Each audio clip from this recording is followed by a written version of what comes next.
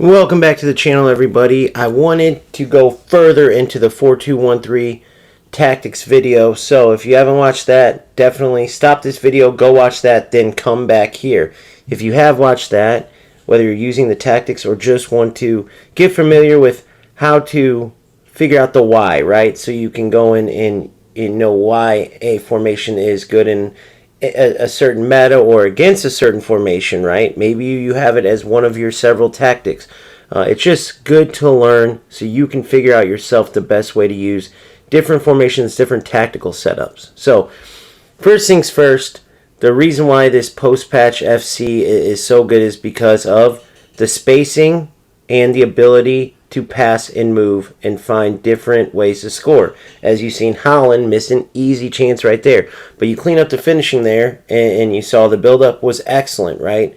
Which the build-up is the hard part. The finishing will come 9 times out of 10, that's a finish. So when there was no spacing available, when it was AI defending, right, it was a lot harder to get rewarded for your good work in the build-up. Now it's changed, as you see. Zidane hit the post, and we're down 1-0 on kind of a lucky goal, if you will. But fortunately, because of how open FC is, I would say that more than ever, the better team is going to win. By better, I don't mean the better players, like the meta players and so on and so forth, but I mean the more skilled team. The team that is set up the best way tactically, right?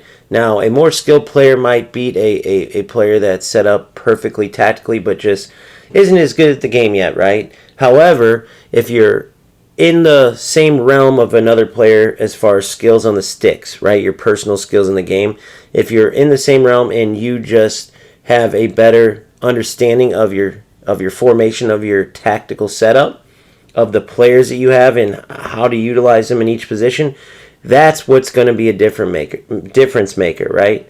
So this is such an important video. Now, let's get into some examples. As you've seen some of the interplay. We're in the, as you know, 4-2-1-3. You see my wingers there. You see Haaland's a little drop back. That's because I have him in that support role, which means on the defensive side, if he can, he will pressure the ball and try to win it back and get us back on the attack. As you see, Olise put in a bender there. Beautiful teamwork to lead to that goal. And let's go ahead and take a look at that build up again. All right, we're going to start it all the way back here, and this is how we won the ball. You see Scott, our right back there, wins it, plays it into Zidane. That is our cam. You see there, instead of a shadow striker, he was actually in more of a cam role. Chiesa has Haaland on the run, but he sees Olise wide open. Olise takes his touch towards goal, fake shot, little pull top, and then once the defender bites and tries to cut off the angle that Olise was facing, another quick cut, and the finesse shot. Now, it's important to note that, one, I know Olise is left-footed, and two, I know that he has finesse shot plus, right? That is huge to know because I wanted to put the ball on the right foot and shoot the ball in the right way that's going to give me the best chance to score, and I was rewarded for it. Let's say instead of doing the extra few touches, I didn't want the defender to possibly block it, so I rushed in with my right foot and tried to maybe shoot it across goal or squeeze it in near post. I could have very easily missed that opportunity. So knowing your players, knowing their setup, just like your formation and how to use it and what passes are going to be most open, right? Knowing your opponent's formation, okay? So let's talk about that real quick.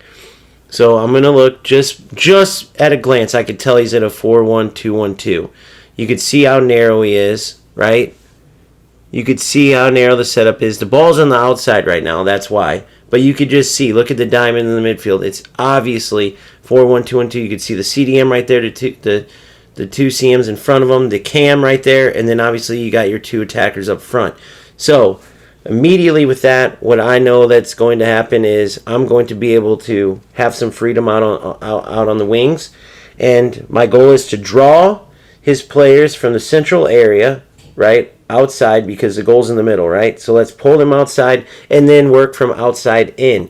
If a player was heavy on the wings and he was really getting me on the wings, and let's say I still needed my wingers to get the ball because that's just my key players, I would do the opposite. I would work through the middle where there was some space, right, away from his, let's say he has a Theo Hernandez Team of the Year card that's just the best card ever. and it's so hard to beat him on the wing over there. But also my best player is at winger, and I need him to score goals because all my other players just can't shoot. It's just a rule. Okay, I'm going to try to work the ball into the middle, try to draw Theo into having to pull away from the wing, right? And as soon as Theo pulls in, I'd work it outside then to my winger and find open space where I can, zoom in towards goal with Theo out of position. So it's about knowing your setup, your players that you have, how they best play, right?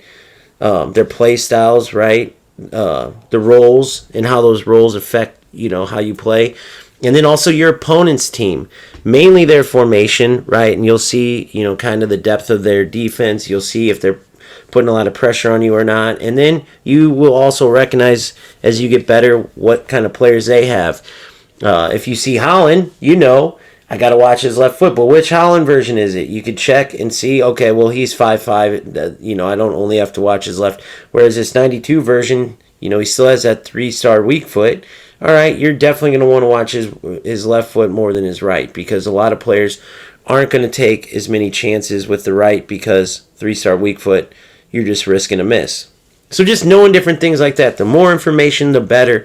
And it's also how you handle computing all that information because it's a lot, and this game is moving fast, especially this post-patch. It moves quick. There's some players that don't like it. I love it. I think this gameplay stays true to football, but the quickness of the game adds that video game feel to it because it is a video game after all. As you see, the opponent ties it there 2-2, and let's break down where I went wrong defensively because you can learn just as much from a mistake as you can from playing good. If not, you can learn more from mistakes than you can from good plays, right? So let's take a look at it. All the way back to my offensive corner, which we know doesn't go in, right? We just seen the score. We seen this corner kick. It was a very bad corner. We win it here. Try something that obviously doesn't work. Caicedo wins the ball. Tries to play it in. Silly. Forced it. Bad mistake right there, forcing the ball. Because it gives them a ball that we know leads to a goal. So Caicedo tries to force it. Silly mistake by me. And it creates essentially a 3-on-1. So the first thing I could have done is not force the ball. But let's see what I could have done with Scott. I seen two players over here to the right side, and I still chose to stick more towards the middle, towards the ball carrier. I don't know how many of you played real football, but if you see right here, I should have stayed over towards the two attackers rather than committing to the ball carrier. Because once I committed towards the ball carrier, boom, he plays a pass, and there's no chance I was catching up. If I stayed more towards the at least neutral area between being able to move towards the two attackers if he passed, or being able to close him down once he dribbled. I was impatient. I committed too early. Boom. He was a good enough attacker to recognize that. Played the ball over. So it actually serves as a good note in general, which is that you need to be patient on defense, right? The player's moving at you. He's going to be able to cut back and forth very easily. If you go diving in, if you're impatient, they're going to either A, cut you up in pieces, dribble around you, or B, pass right around you like easy. You got to be very patient. And you got to be knowledgeable as to where the striker or wingers or any opponent who has the ball really is going to likely pass the ball. And you have to be very focused on his movements, not diving in, keeping good enough space where you can watch where he's moving with the ball and then pick a good time to commit and make a tackle. Very similar to real football defending it. You have to know the principles, right? So all you're doing is jockeying, keeping that defender away from having space to run onto your goal, so you're in between them and the goal, right? And you're moving with them, not so close that they can just cut one way and blow right around you, but not far enough away that they can keep pushing you back and eventually get a shot, right? And then you keep working them, staying in front of them, right? Following their movements, also keeping an eye on what passes they might make so you can quickly react and go close those down if you need to, or switch players, right? Seeing if you have, as far as this isn't a real life principle, but in video games, seeing as you go back if you have any other players you could switch to kind of switch, and they come and help you out while you then trigger your AI assistance and keep that defender in the right area, meaning, right, you're controlling, let's say, Scott, she's coming back, she's jockeying. You see you have, let's say, Caicedo now. You could switch to Caicedo, hurry up and provide side pressure on the player dribbling at you, while holding R1, so Scott stays kind of in that position pressing the ball, right? And then either that player might run right into your Scott that's now AI controlled, or Caicedo might end up getting to push that player off the ball and win the ball with a tackle because the player wasn't expecting you to switch. I know it's hard maybe hearing that example and not seeing it, but let's keep watching. I'll see if I can find you some more defensive examples that are similar. As you see here, made a mistake there. It's all about patience, right? That was an offensive mistake as far as being impatient. I turned right into the defender. Now, it leads to a goal right here for him. You got to look at these games back because they show you those types of things. You think, oh, Elise lost the ball way up the field. No big deal. Well, it was. Look, if Elise wouldn't have turned right into the defender there, they don't score a goal and it's not tied right now. I'm leading. Luckily, there's enough game left, but you still want to minimize your mistakes. Now, I anticipated that defender was going to guess the other way, but it's risk versus reward. There's no reason for it. I was far enough away that I didn't need to take a risk there to get past them. I was far enough away from goal.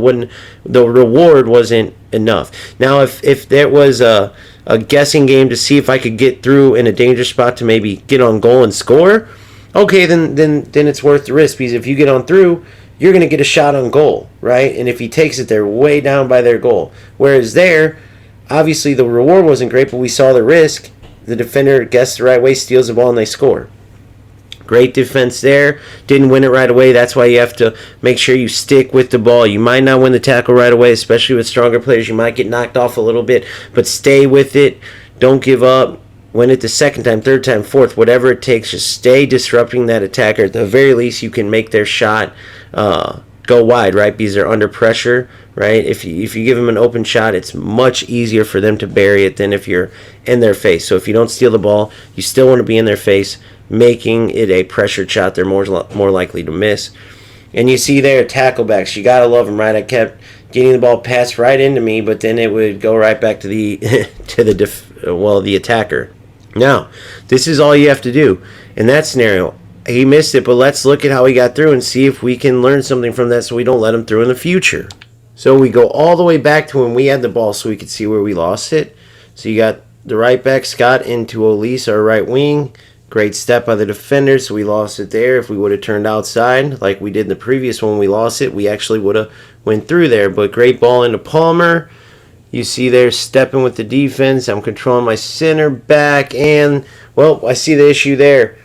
I needed to player switch to my CDM, so there's an issue with player switching because I went to step on the player on Palmer, but with my center back. I should have switched there to Caicedo, who is the AI assistance, and that looks like a player switch issue. If I switch to Caicedo, then my center back stays in position and he probably covers that. However, it was a bit of a tricky play because his Gakpo was onside, his other player was offside. So whether the AI did that and he got lucky, or let's just give him the benefit of the doubt in this and say it was a great heads-up play. Saw his one player was offside, switched to the other player was in. But either way, I committed with the wrong player. There's no reason why my center back needed to run up there when Caicedo was there. I needed to quickly switch to Caicedo, try to pressure Palmer, and if the ball got by, then I could have switched to my center back. But pulling my center back up kind of with Caicedo there was absolutely silly. Very rookie mistake, and I deserved to get scored on there, honestly. So 75th minute, still 3-3. Right? We gave up a few goals. We seen where we could fix the mistakes. We scored some good goals. We've seen areas where we can keep scoring those kind of goals. And this is pretty much what you do to get better. It's all about the time you want to put in, the commitment level, and your knowledge will continue to grow, by the way. Some of the things you're watching you may not quite understand, but if you're watching this formation, you're seeing kind of what passes are connecting, what passes aren't connecting, where the scoring chances are coming from, where your opponent is kind of getting through on their attack. So where you're weak defensively, where you're strong defensively, like where do you keep winning the ball at a certain area. Those are the things you got to look at, right? So you see your back four in that higher 70 depth right there. So I'll go more for formation and just point it out. You see your two CDMs there sliding over. They're able to get it through there, right? But they had to quickly play because those two CDMs were there. So since even though they didn't win the ball there, their pressure and their presence made them, play a pass a little quicker than they wanted. So then they force it in. Your center back's able to get it, and we go on the offensive. So now they got the ball again. Let's look at it. Again, CDM coming out, putting pressure. They're not winning the ball, but they're not giving the attackers any time to think, right? It's a beautiful thing. So then you switch to your defenders. You try to win it. Notice that I'm constantly switching to them, not just on my center back, not just on my CB. Constantly switching players, constantly tweaking them to block passing lanes and to get closer, closing down dribbling lanes to either win the ball from an interception or a tackle. It's as simple as that. And we just keep working away, trying to get that last, trying to get another goal. Who knows if it would be the last one, but trying to get another goal. Whether it's tied, whether we're winning, whether we're losing, we just take it one goal at a time. Simple as that. It's the best way to do it.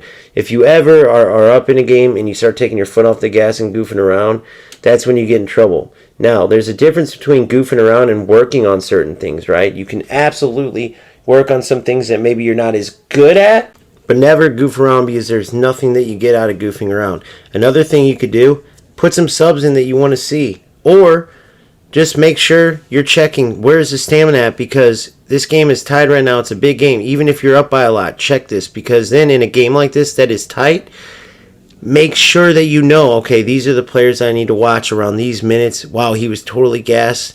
I know it's the 89th minute, but in a tie game, we definitely want to switch, Matuidi. Definitely want to switch Gay, right? You just look at those different things and watch how this plays out. 3-3, 89th minute. We made some subs. Will they make a difference? I mean, we had a ton of guys gassed out. You see Adama there coming in fresh. We have the corner kick. Now, this is a very important point. Notice that I'm aware of the time. I made my changes. Notice that I'm not in any rush, because this will be the last chance, and I make a mistake. I want to show you that again after you see how this ends. I make another mistake. I started off the right way, but then I took two unnecessary risks because I got impatient. That ending is how I should have been the whole time, and it would have been a little bit better. So he leaves the game with a loss. We get to win. We finished the playoff right, but now he goes home saying he got lucky, and he's right. We did, because how we ended it, we should have done that before those two bad passes to where it comes off as a quote-unquote lucky win. And let me show you right here. A golden rule in this meta, make the extra pass. You know it's the last shot of the game, but anytime when you're in the box, that's why we play this setup with the inside strikers for your wingers and the advance or attacker or poacher. So those three players can work in the box together and you can make that extra pass. That's the biggest reason, because that will get you the most goals. As you see, the extra pass wasn't made, and what happened? The shot was blocked, like it will be a vast majority of the time. Make that extra pass there to Horan. She takes her time, buries it, and we win a much easier way. Now this next one is simply panicked in the moment and just totally fat-fingered it. I mean, I literally was clearing the ball for the defense and got lucky and hit the defender and kept the ball in for Traore to continue the attack, and we ended up scoring. But just in the midst of making that mistake now, making the extra pass to Horan, Traore then plays the ball into Horan, and I just wasn't set up for it, and I got totally lucky there. But there was no call for getting lucky, because the win was still there, and I ended up redeeming myself and refocused quickly, which is a good thing. That is a positive. But in some situations, that first mistake would have been all I had, and I wouldn't have won the game. And then if I made that first mistake and got a redemption, that second mistake where I just totally wasn't ready and fat-fingered and almost cleared the ball for the defense, that might not happen again. It might just totally clear out. Game's over. You tie because you weren't focused enough. You weren't quick enough to kind of readjust. So you got to be hard on yourself. You got to critique yourself with scrutiny, right? With a microscope, every little detail. That's how you get better. So it's all about the details. It's all about how much time you put into it, and that's how much you will improve based on how much you put into getting better. Very much like real life football or any sport or anything you do. You put the time in, right? You pay attention to the details. That is how you will improve. That is how, when you get to the elite mode, not just elite division, but elite level, or playing very, very high players, or for whatever level that is. Maybe for you, your top skill that you can get to is, let's say, Division 2. So when you get to that level, playing those players, you're up to the task of of meeting their intelligence level, meeting their skill level, right? So it's all about what you put into it to reach your max potential, essentially. And remember, Rome wasn't built overnight. It's going to take time to improve. It's going to take time to learn these things that I showed you tonight. That's fine. It's going to take time for me to get back to my level of FC after this patch, because it's like a brand new game and I'm loving it. So enjoy the journey, enjoy the struggles, because that makes the good times even better. That makes that big win even better at the highest level, right? So enjoy it, keep grinding, keep having fun, right? And until next time, we'll see you later.